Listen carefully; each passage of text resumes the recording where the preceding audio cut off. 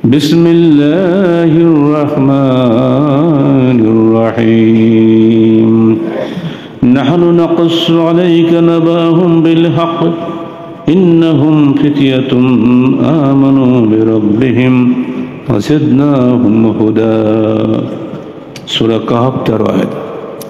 যাবতীয় হামদ ও সানা আল্লাহ রাব্বুল আলামিনের জন্য এবং যাবতীয় দরুদ ও সালাত শেষ নবী মুহাম্মদ রাসূলুল্লাহ সাল্লাল্লাহু আলাইহি ওয়াসাল্লামের জন্য। দূর অতীতে অনেকের মতে ঈসা আলাইহিস সালামেরও আগে ইসরায়েলি বর্ণনা অনুযায়ী সম্রাট দকিয়ানুসের আমলে শিরক ও তাওহীদের যে সংঘর্ষ ঘটেছিল, পুরা সমাজ পৌত্তলিক সমাজে পরিণত হয়েছিল সম্রাটের কারণে। তখন সম্রাটের মন্ত্রীদের মধ্য থেকে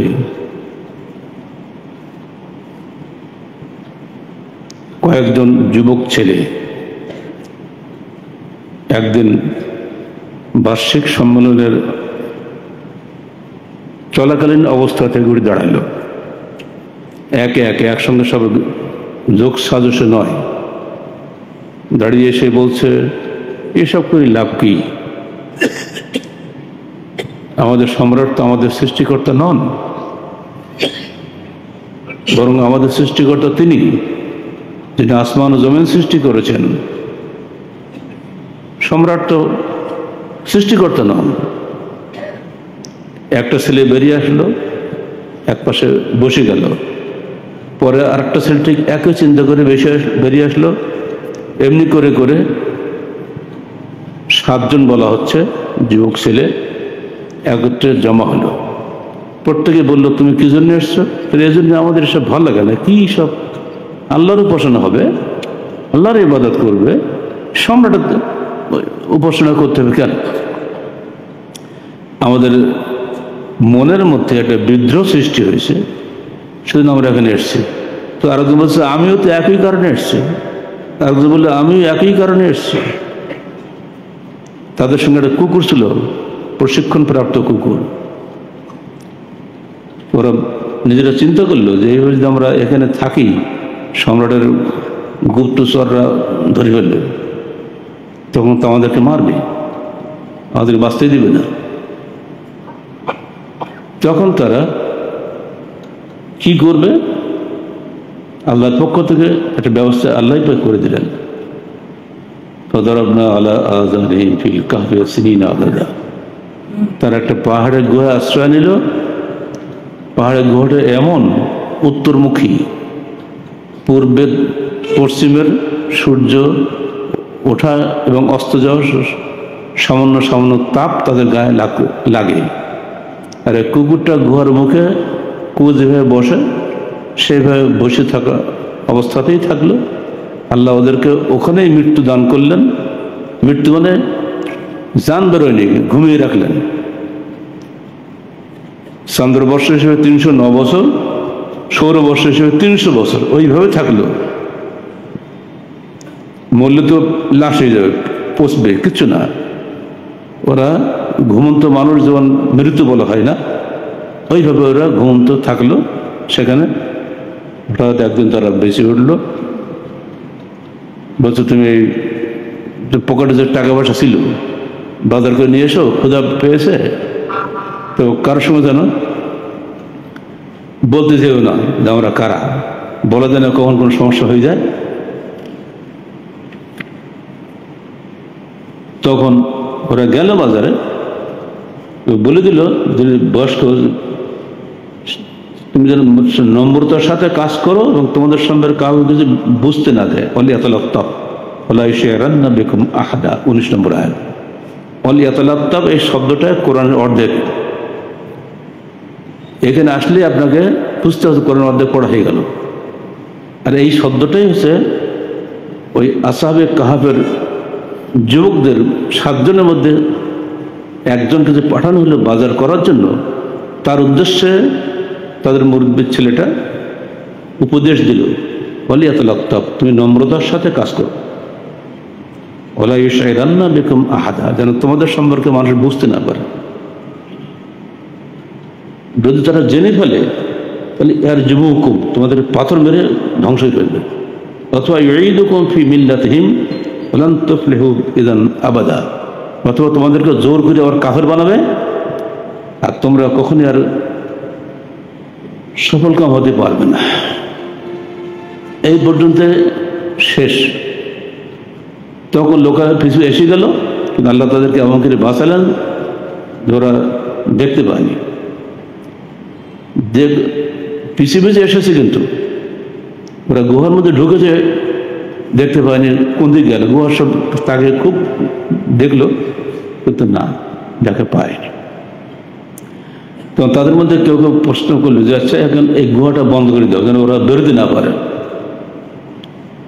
গুহার সামনে তোমরা একটা প্রাচীর নির্মাণ করো।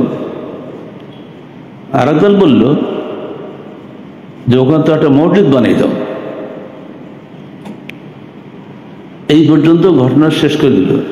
এক গুহাবাসী কতজন ছিল অজ্ঞাত ধারণার ভিত্তিতে, তারা কেউ বলে ওরা 3 জন ছিল, চতুর্থটা ছিল কুকুর, কেউ বলে 5 জন ছিল, ষষ্ঠটা ছিল কুকুর, কেউ বলে 6 জন ছিল, সপ্তমটা হলো কুকুর, কেউ বলে 7 জন ছিল, অষ্টমটা হলো কুকুর। ইখতিলাফ, ধারণার ভিত্তিতে সব কথা বলে। কেউ আল্লাহ বলছেন কেউ জানে না, অল্প সংখ্যক ব্যতীত তাদেরকে আল্লাহ জানান, আল্লাহ জানেন, এবং যিনি তাদেরকে জানান তিনি খালি এটা বলতে পারবেন, কিন্তু আসলে কেউ বলতে পারেনি। অতএব তাদের বিষয়ে তুমি বিতর্কে লিপ্ত হয়েও না, সাধারণ আলোচনা ব্যতীত, আর তাদের অবস্থা সম্পর্কে তাদের কাউকে জিজ্ঞাসা করতে চেয়েও না। বিষয়টা হলো এই যে আল্লাহ এই পর্যন্ত বলে আল্লাহ রসুলকে সান্ত্বনা দিচ্ছেন। এবার আপনারা কল্পনা করুন, মক্কা থেকে যখন আল্লাহ রসুল বিতাড়িত হলেন, উনি কোথায় গিয়েছিলেন? প্রথমে আশ্রয় কোথায় নিয়েছিলেন? গুহাতে না? গুহার নাম কি? না, সওর গুহা। উনি 3 দিন ছিলেন। সেই সময়ের ঘটনা মনে রাখলে গা শিউরে ওঠে না? 100 উট পাবে মোহাম্মদকে ধরে দিতে পারলে। অর্থ লোভী সেই কুরাইশের যুবকরা ঘুরে বেড়াচ্ছে, কোথায় তাকে পাওয়া যায়। এই তো বেরোলো রাত্রে, কত দূরে যাবে?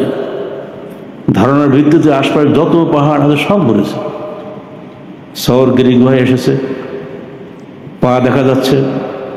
আবু বকর বলছেন, হে আল্লাহ রসুল, ওই তো আমাদের ধরে ফেললো। ওই সময় আল্লাহ রসুল কি বলছেন?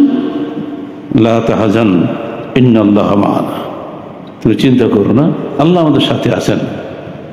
যাতা ইমানের পরিচয় মনে করেন নাকি? দেখা যাচ্ছে পাহাড়। এখানে যে বহু গল্প তৈরি হয়েছে, কবুতর আসলো, মাকড়সার দ্রুত এসে জাল বুনিয়ে ফেললো, কবুতরের ডিম পাড়লো আল্লাহ রসুলকে বাঁচানোর জন্য। আছেন গল্প সব সিরাত রসুলে। আমরা এইসব গল্প সব বাতিল করে দিয়েছি, কোনো গল্পই লাগবে না। আল্লাহ পাক তাদের অন্তরটা ঘুরিয়ে দিয়েছেন যে এই গুহার দিকে তাকায়নি, ওরা চারিদিকে খুঁজেছে, গুহার দিকে তাকায়নি। এটা আল্লাহর ইচ্ছা না? আবু বকর তো নবী না, ভয় পেয়ে গেছে। স্বাভাবিকভাবে ভয় পাওয়ারই কথা। নবী জানেন যে এটা আসলে এটা কিছুই করতে পারবে না যদি আল্লাহ আমার সঙ্গে থাকে।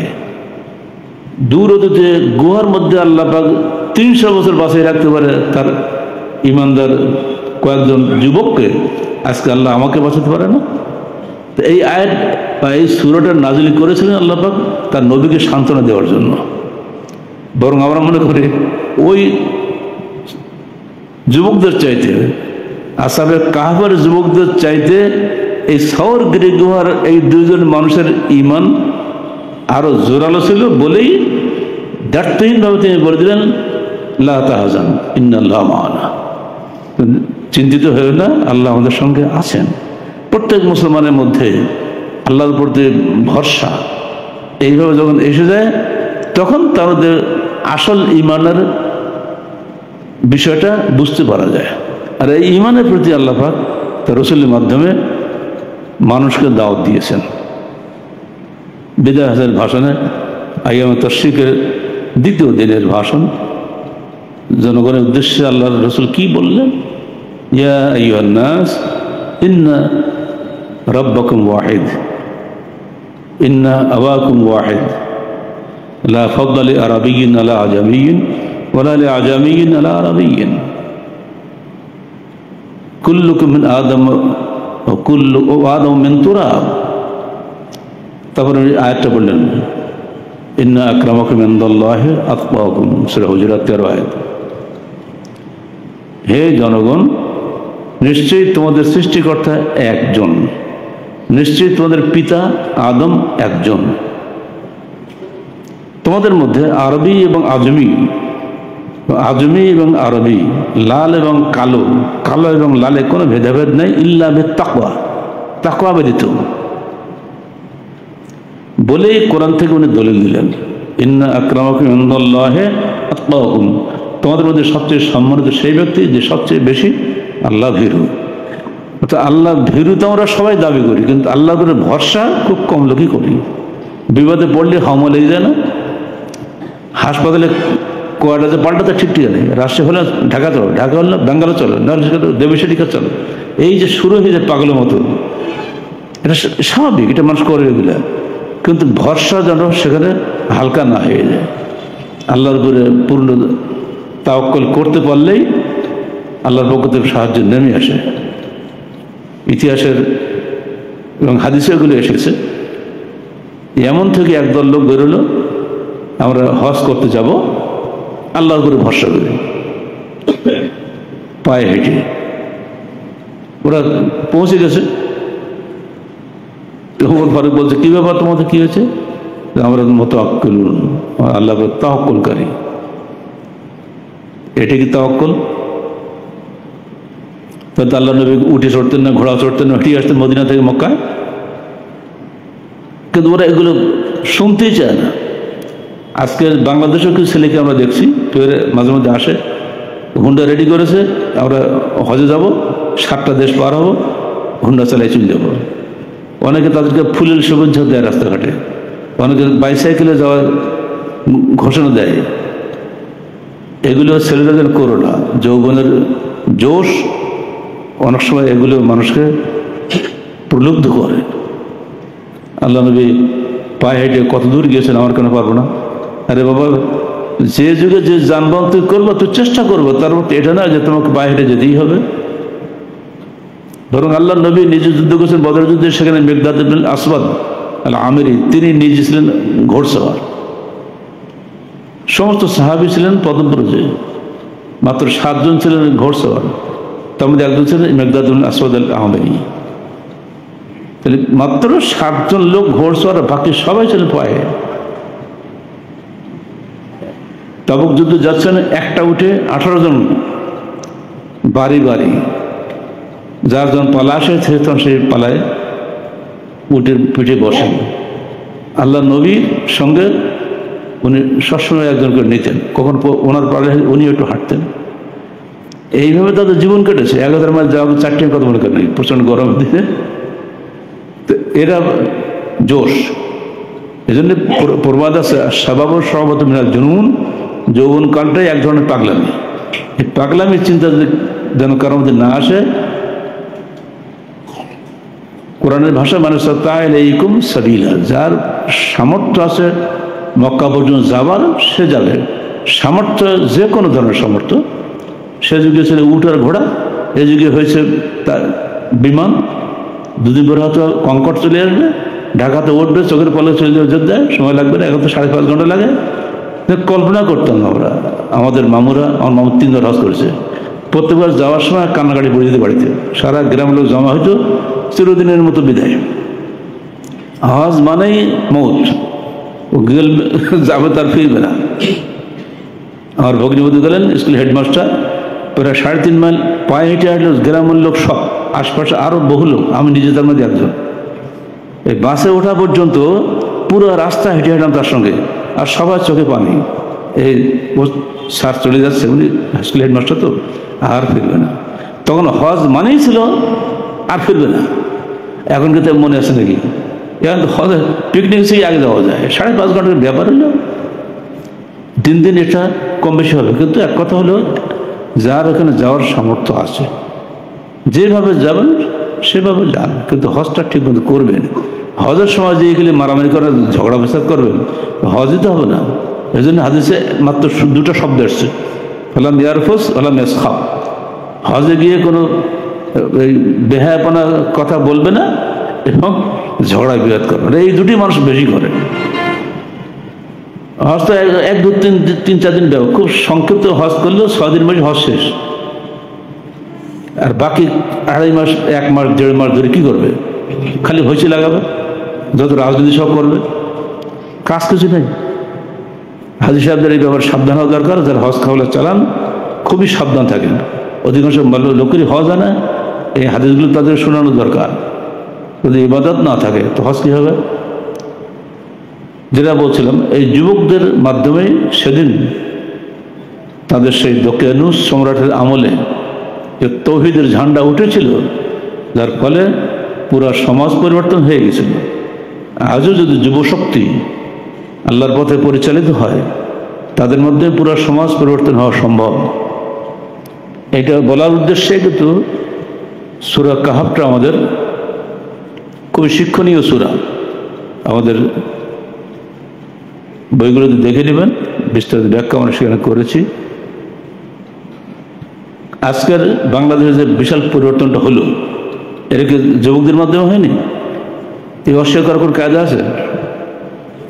এই যুবকরা যদি আল্লাহর পথের পথিক হয়ে এগিয়ে আসে, বাংলাদেশের পুরা বলা আছে রাষ্ট্র মেরামত, এ মেরামত সে মেরামত বলছে না, সব মেরামত হয়ে যাবে একটা কথা দিই, যে সার্বভৌম ক্ষমতার মালিক ছিলেন আল্লাহ। ওরা খালি বলেও একজন দাঁড়িয়ে লা ইলাহা ইল্লাল্লাহ আল্লাহু আকবার, তারপরে কেউ নাই, এই এক কথাতেই সারা দেশ পরিবর্তন হয়ে যাবে।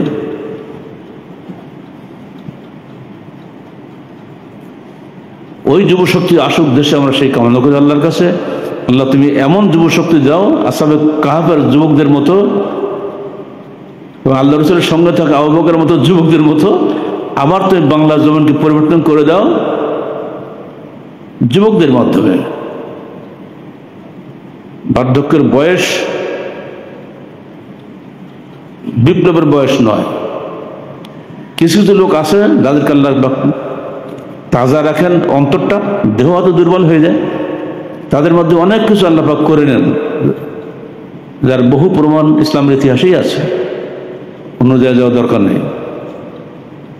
ইসলামের ইতিহাসের বহু ঘটনা আছে।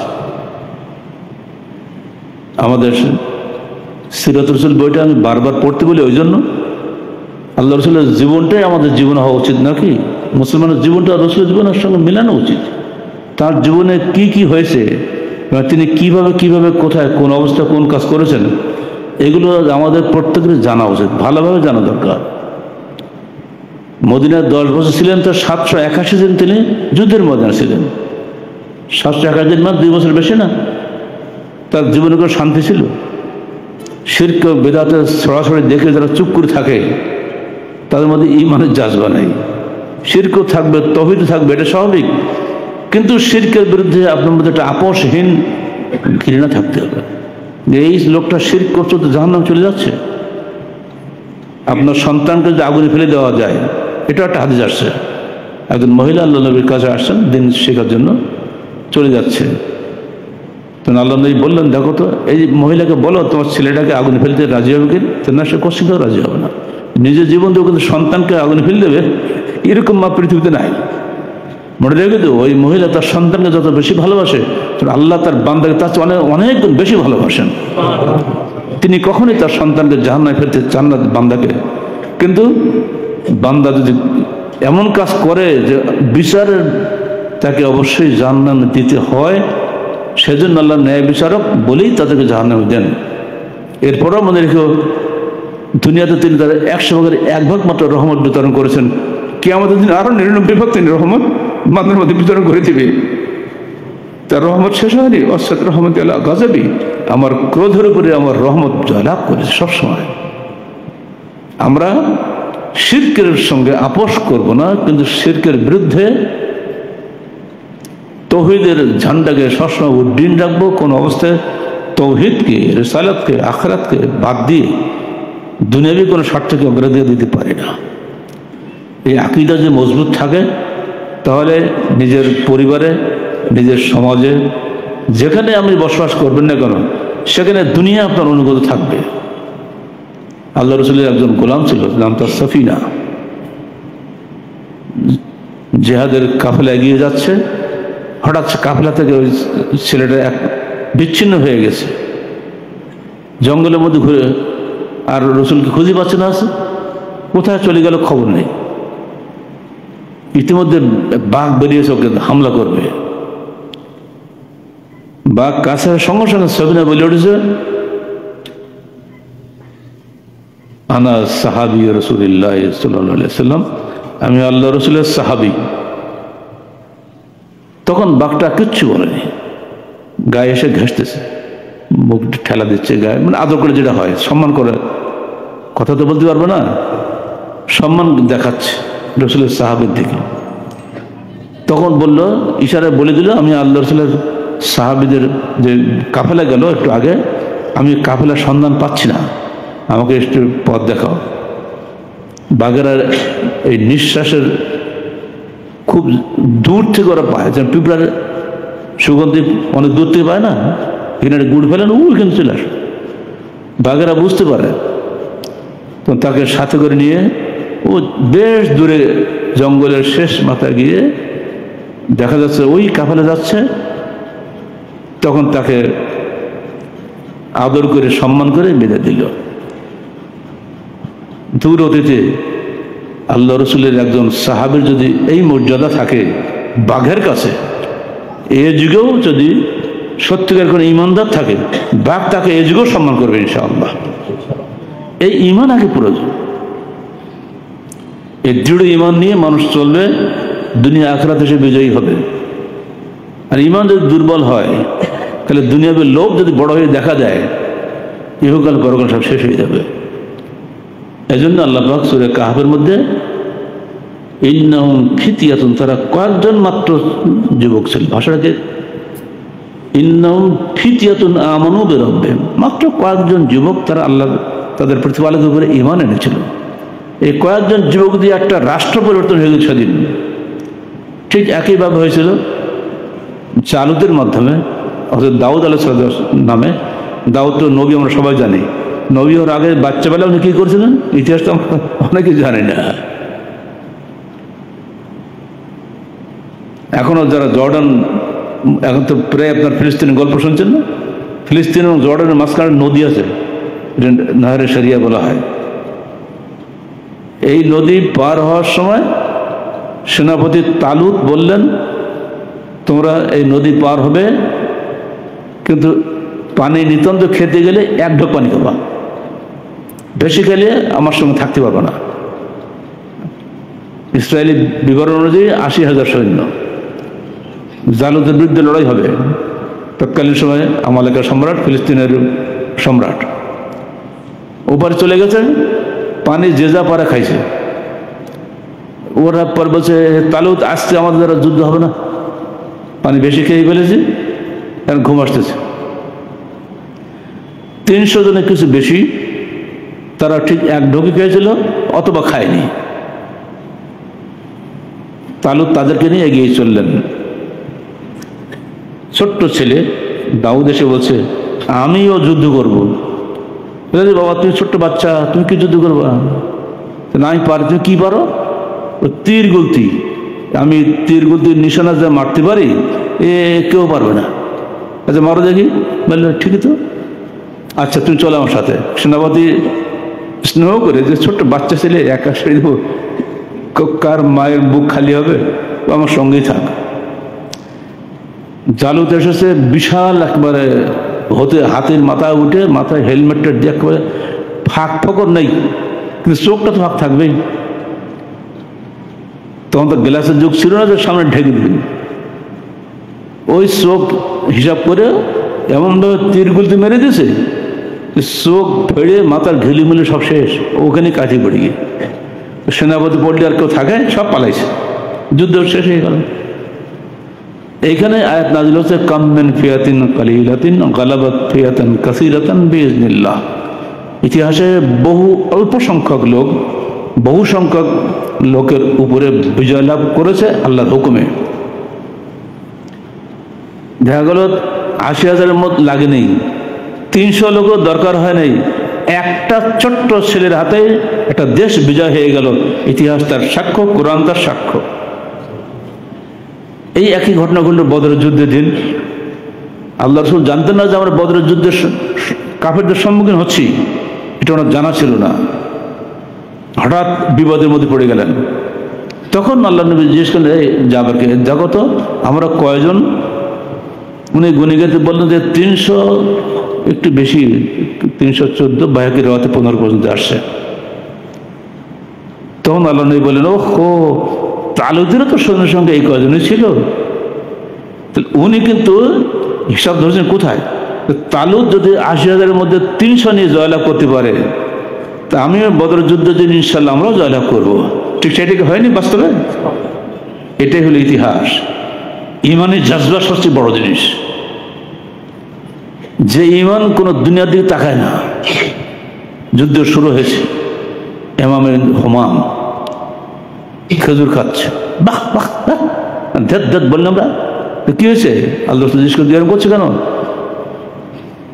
আল্লাহ রাসূল, আমি তো শাহাদাত চাচ্ছি, আমি তো জান্নাতে যেতে চাই। এই খেজুর খেতে তো অনেক সময় লাগবে। ওয়া ইন্না লা হায়াতুন তাবিলা, তো লম্বা হায়াত বসে থাকবো? শুকনো খেজুর খেতে সমস্যা না। ও তাই রাগ করে সব ফেলে দেয়, ঝাঁপিয়ে পড়ে যুদ্ধে। আল্লাহ রাসূল বললেন, ইন্নাকা মিন আহলিল জান্নাহ, নিশ্চয় তুমি জান্নাতের অধিবাসী হবে। ঠিক সেটাই হলো। কিছুক্ষণ পরে তার লাশ পাওয়া গেল। জিহাদের ময়দানের এই ধরনের ইতিহাস, অসংখ্য ইতিহাস রয়েছে। কমান্ড দিচ্ছেন আল্লাহ রাসূল কি বলে? আমরা কমান্ড দিয়ে কুইক মার্চ বলি না? আল্লাহ নবী কি বলছেন? কুমু ইলা জান্নাতিন, কুমু ইলা মাগফিরাতিন ওয়া জান্নাতিন আরদুহাস সামাওয়াতু ওয়াল আরদ।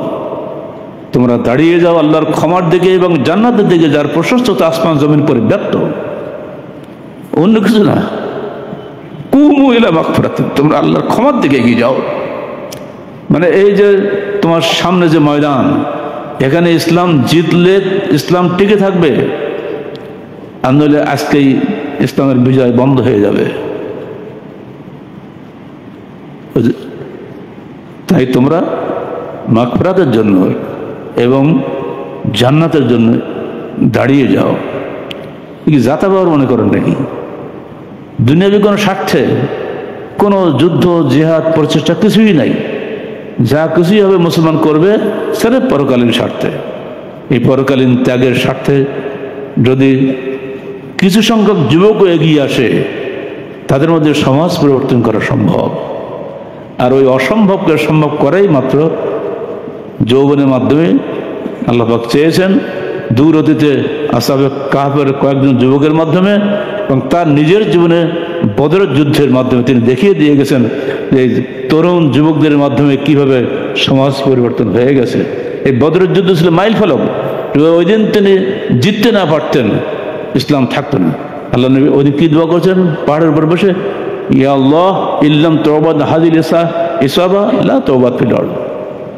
ইয়া আল্লাহ, আজকে তোমার এই ক্ষুদ্র কাফেলা বিজয়ী না হয়, লা তাওবাত ফিল আরদ, পৃথিবীতে কোথাও তোমার আর ইবাদত আল্লাহর কাছে পাবে না, মানুষের কাছে। এই যে দোয়া তিনি করেছেন, হযরত আলী বলছেন আল্লাহ নবী ওদিন প্রচুর বৃষ্টি হচ্ছিল, প্রচুর বৃষ্টি। এই বৃষ্টিতে কত উপকার করলো, কারণ বালিতে পা তো বসে না, পা ফসকে যায় না। এটা কোরআনের ভাষায় নোআসা, এমন বৃষ্টি বসলো যে পা দেবে গেল, সব সাহাবীরা ঘুমিয়ে পড়তে গেল, আস্তে আস্তে কি আরাম পেয়ে গেল। লাভ বললেই মাটি শক্ত হয়ে গেল, যুদ্ধ জোরদার হয়ে গেল। কিন্তু এ তো আলী বলছেন একমাত্র আল্লাহ রসুল চেতনা ছিলেন, আর আমরা সব পুরো ঘুমিয়ে পড়েছিলাম। আমানত নোআসা, শান্তিতে ঘুমেছিল। কিন্তু আল্লাহ নবী ঘুমাননি, তিনি বারবার আল্লাহর কাছে কাঁদতেন, আল্লাহ ইল্লাম তাজহার হাদিল সাওয়ালা তাওবাত ফিল আরদ, আল্লাহ যদি এই ক্ষুদ্র জনগোষ্ঠী যে আজকে 313 জন যদি রাস্তায় জিততে না পারে, পৃথিবীর কোথাও তোমাকে ইবাদত করার লোক হবে না। আল্লাহ পাক তার দোয়া কবুল করেছিলেন। ইস্তাগীথুনা রাব্বাকুম ফাস্তাজাবা লাকুম ইন্নী উমদ্দুকুম বিআলফিন মিনাল মালায়েকাতি মুরদিফিন। যখন তোমরা আমার কাছে প্রার্থনা করছিলেন, আমরা তোমার দোয়া কবুল করেছিলাম এবং আল্লাহর আসমান থেকে 1000 ফেরেশতা নামিয়ে দিয়েছিল বদরের ময়দানে। ইতিহাস সাক্ষী। কোরআন তো মিথ্যা হতে পারে না, হাদিস মিথ্যা হতে পারে না, ইতিহাস সাক্ষী সেদিন কিভাবে বিজয় এসেছিল। যারা মনে করে সংখ্যা দিয়ে, শক্তি দিয়ে, অস্ত্র দিয়ে, জনবল দিয়ে বিজয় লাভ করবো, দেশের বোকা স্বর্গে বাস করছে। ইতিহাস তার পক্ষে কোনো ডকুমেন্ট দেখাতে পারবে না। আল্লাহ পাক আমাদের দেশের এমন যুবক তৈরি করে দিন যাদের মাধ্যমে দেশে ইসলামী বিপ্লব সৃষ্টি হয়, যেখানে পবিত্র কোরআন ও সহিহ হাদিসের ভিত্তিতে সমাজ গড়বে, জামাত গড়বে, ব্যবসা বাণিজ্য হবে, সবই কোরআনের ভিত্তিতে হবে, হাদিসের ভিত্তিতে হবে। তবেই মানুষের জীবনে শান্তি আসবে। তার আগে কোশ্চিনকালে হতে পারে না। যে সুদ লেখে, সুদের হিসাব লেখে, সুদ খায়, সুদ দেয়, যে কুল্লুম সাওয়া, হাদিসের ভাষা, এরা সবই পাপের দিক দিয়ে সমান। আমরা যেন এই পাপের মধ্যে না ঢুকি, যতই আমাদের শক্তি হোক, যতই সেনা শক্তি বৃদ্ধি পাক, লাভ করতে হবে না। যতক্ষণ ইমানের শক্তি বৃদ্ধি না হবে, ততক্ষণ পর্যন্ত আমাদের মুক্তি নেই। আল্লাহ পাক আমাদের সবাইকে তার দিনের পথে, জান্নাতের পথে এগিয়ে যাওয়ার তৌফিক দান করুন। আকুলু কওলি হাযা আস্তাগফিরুল্লাহ লি ওয়া লাকুম ওয়া লিসাইরিল মুসলিমিন।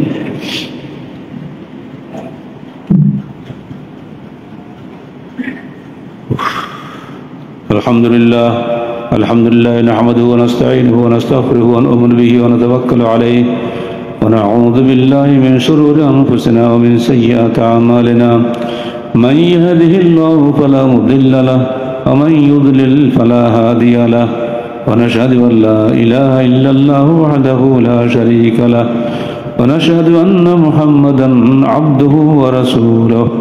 ইন্নাল্লাহা ওয়া মালায়েকাতাহু ইউসাল্লুনা আলান নবী يا أيها الذين آمنوا صلوا عليه وسلموا تسليما اللهم صل على محمد وعلى آل محمد كما صليت على إبراهيم وعلى آل إبراهيم إنك حميد مجيد اللهم بارك على محمد وعلى آل محمد كما باركت على إبراهيم وعلى آل إبراهيم إنك حميد مجيد اللهم انصر من نصر دين محمد صلى الله عليه وسلم وجعلنا منهم واخذل من خذل دين محمد صلى الله عليه وسلم ولا تجعلنا منهم عباد الله رحمكم الله إن الله يأمركم بالعدل والإحسان وإيتاء ذي القربى وينهى عن الفحشاء والمنكر والبغي يعظكم لعلكم تذكرون واذكروا الله يذكركم وادعوه يستجب لكم ولذكر الله تعالى وأعلى وأعز وأجل وأتم وأهم أكبر